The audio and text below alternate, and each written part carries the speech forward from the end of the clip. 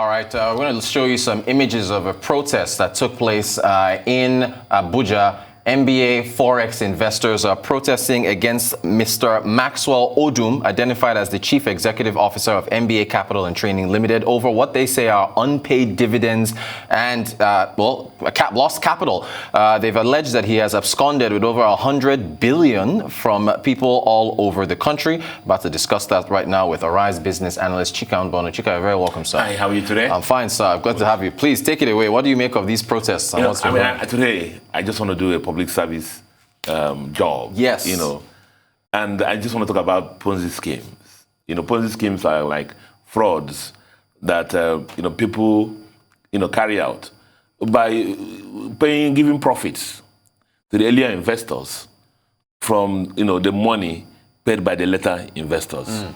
They make investors to believe that at this project, in Nigeria, usually they say there's an oil and gas deal, yes, or FX something they're doing, or sometimes they say that we don't want to reveal the secret of the transaction so that the enemies will not see it, but the profit is so much. And they promise you, interest rates that are way out of the ordinary. You and me know the kind of interest rates ruling in the country now. Yes, we do. Savings account is below 5%. Yes.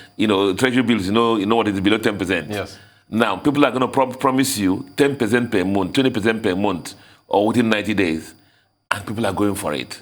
Let me tell our viewers today that there's nothing, this Ponzi scheme, there's no investment where you be promised 10%, 20%, in 90 days, 15 days, all of it is fraud.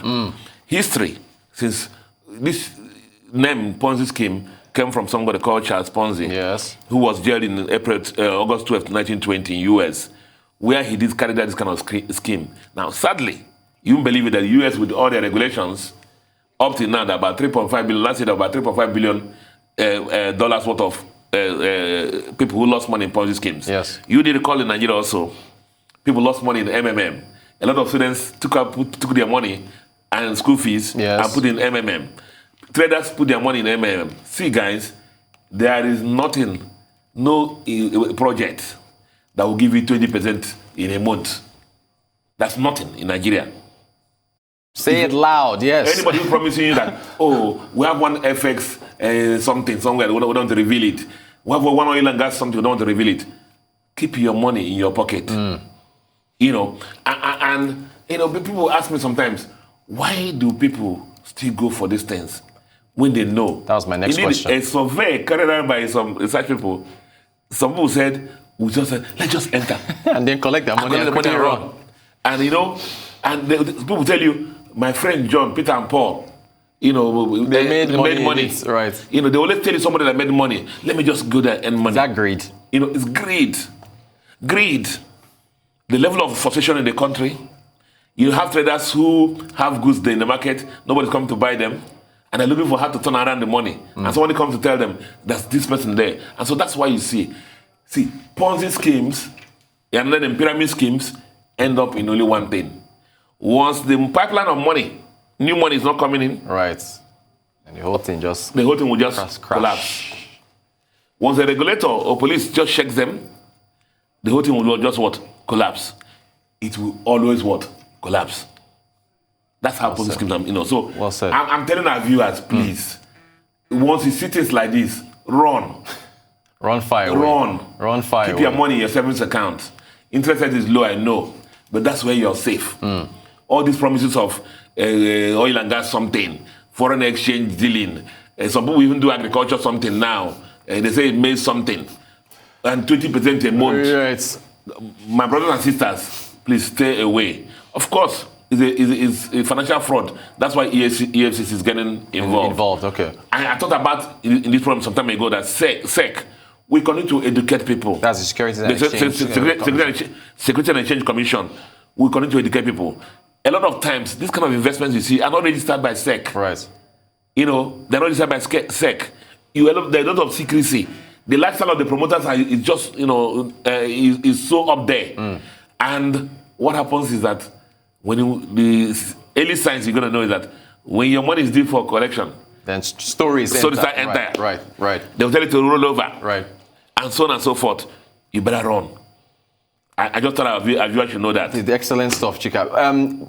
The regulators, as we proceed more into an online sphere where a lot of these things are going on, like, are they able to regulate all these? It's still education. Right. Education, awareness. Just like I'm doing now. Right. It's education.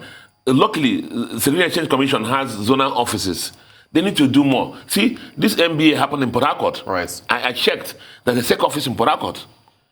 And they should be able to know when these things are happening. They don't happen, they don't happen just like that. They make a lot of noise, which gives them some authenticity. Right. That's what happens. Right. There's some facade that looks real, and sometimes they get somebody to validate them. And influencers, all these social media influencers, yes. In Nigeria at the time, yes. I was a branch manager then, when there was a company called Forum. Forum was one of the first Ponzi schemes in Nigeria. I was the branch manager in Ireland then. He was banking with me. And he was telling people that I was making some oil and gas investments. Me as a banker, I knew that nothing was happening.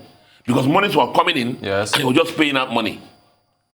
And then lifestyle. So what happened is that the money you're bringing in, he'll be paying those who came early. Right. And then funding his own lifestyle. That's what normally happens. Right. Until the pipeline breaks. And then everything just falls. And then we'll see what's happened now. Billions. And the next thing that they will run. You read the other one also run to Dominican Republic. Right, correct. Same thing. Yeah. I told you, there's only one way that Ponzi schemes end, or pyramid schemes end. They just come crashing. The loss.